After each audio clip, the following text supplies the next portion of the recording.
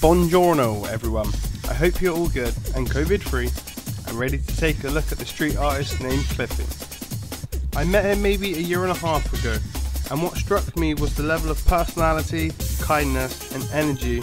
It was so fantastic, and I didn't even know he was an artist, but I liked him anyway. And then when I found out, it was like times two. I was impressed by how nice he is, seriously. Then I remember he left his bag somewhere, and he started to worry, but when he realised I had it and it was safe, he was very relieved. And I thought, oh, maybe it was like a laptop or his wallet was in there, some kind of money, or you know. But instead, it was a ton of art stuff, I later found out, and that's why he was worried, you know. When I first started making these videos, I wanted to highlight every medium, level of talent, the weird and the wonderful, just to show everyone all the great stuff Bristol Streets has to offer. And I want to thank everyone for watching these videos, especially if you've been watching since the first one, which was the LD Rabbits. Don't forget to subscribe if you haven't, and for every new subscriber I get, I'll do a minute of dancing to Gloria Esteban. At one point of his life, he was at the cutting edge of the 80s and 90s rave and party scene. It was all about fun, love and people. Pure times to leave great memories and connections within the community. However, when the wannabe gangsters and the criminal types forced their way in and made it about profit and drugs and just ruined the scene and everyone's intentions, they decided to switch it up. Cliffy and everyone went towards, say, the mountains and the woods of like Castle Morton, and set up places, set up acts and groups like Bedlam, Circus. He didn't set up the party, sorry, but he was there when it all happened. Walk, Spiral Tribe and DIY sound systems were a few of the nights and parties to come out of there. From the multiple conversations we've had, he's always expressed how good of a person he is, and I've always seen the true insight of the guy. So I can imagine how disappointed he would have been when at the time the drugs was ruining the scene and it wasn't so much about the party and the people.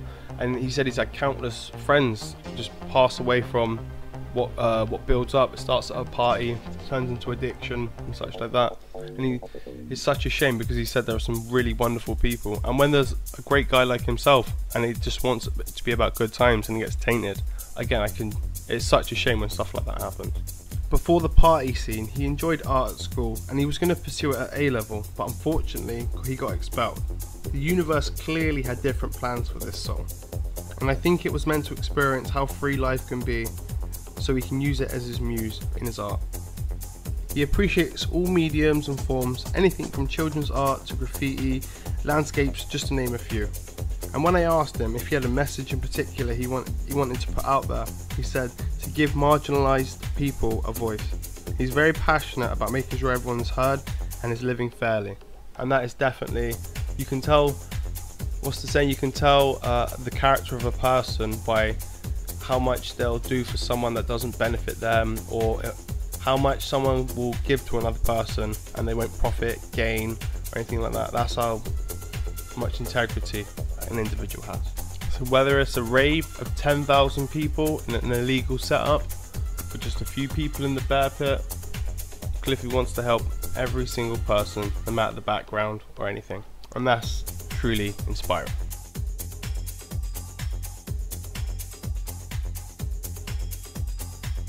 I found that Cliffy uses a variety of mediums and styles to produce his art. The video started with the use of house paint to spray cans, and then to the use of stencils as well. For Cliffy, he wants each piece to be something different, and it can be quite poignant with his messaging. He wanted to show the homelessness in his work quite a bit, and that is an issue that we could all collectively work towards helping, but instead the numbers of homelessness keeps rising. It is a complex issue with a lot of different facets, but that is something, is an issue that should grate against all our empathy. The dancing aliens, Cliffy said it was the first piece he drew inside, and he had the urge and wanted to take it outside, and that was the beginning of the journey he is now on. And I got to add, filming in the day was superb, and it gave his pieces an effect which I really liked, but filming on the night time as well gave it a different kind of vibe. So driving by or just having a quick glance, he hopes would leave the onlooker thinking whether it was real or not, have you second guessing, you know. This was the first time since lockdown 1, I'd been on a bus as well. And I don't think I contracted COVID, I bloody hope not anyway. But the use of the bus was mainly to get to the bear pit. But often I would find myself people watching on a packed bus pre-COVID and wanting to know their backstory, and I was thinking that's the same with Cliffy's art. If you've seen a hooded, faceless individual in the streets just as you go by, you'd want to know their backstory too, like why did they get there, what, like clearly even though you can't see their face, it's expressing quite a strong emotion, you know? The bear pit was, for those not familiar with Bristol, well it still is, a massive roundabout just on the edge of town between Stokescroft and the city centre. But it was a place where everyone would go down to spray anything from street art to graffiti.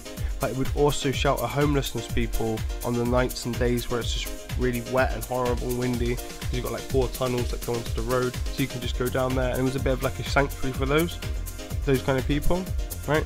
And it was a part of the city that, let's just say, didn't have the sparkle that some would want, right? The gentrification hammer was dropped on it, and now it's a very different experience, right? So having Cliffy take some artwork down there about homelessness works on 2 levels.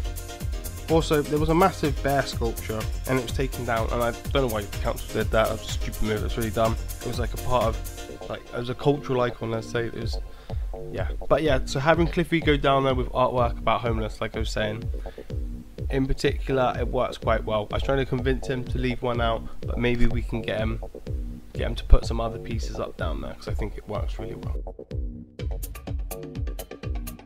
I met up with him twice to do some filming, and both times he was so enthusiastic and full of ideas, so I imagine we have a lot more to look forward to. He makes some art with a message, and because he has a real passion, he wants to get out there. But when someone has something to say, I'd always listen. I like the shot by the police station too. I was expecting to get shuffled along, but no, I mean, it was all good. And I was thinking, it's a shame that my party years and his didn't match up, because I know it would have been a riot of fun.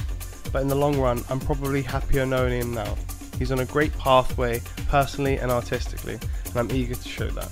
He didn't want me to put any social media of his out, which is fine, but if you want to message him or got anything for him or anything like that, he was adamant that just message me and then I'll get the message to him.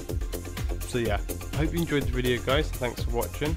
I'm going to flash up at the end an image I didn't take, but it's an image I heard about, and a lot of people that know his work always say about this one, so I got to include this.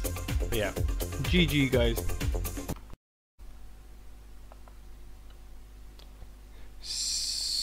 Supercalifragilisticexpialidocious, even though the sound of it is something quite atrocious. If you say it loud enough, you'll always sound precocious. Supercalifragilisticexpialidocious. I'm the lily, I'm the lily, I'm the lily, I'm the lily.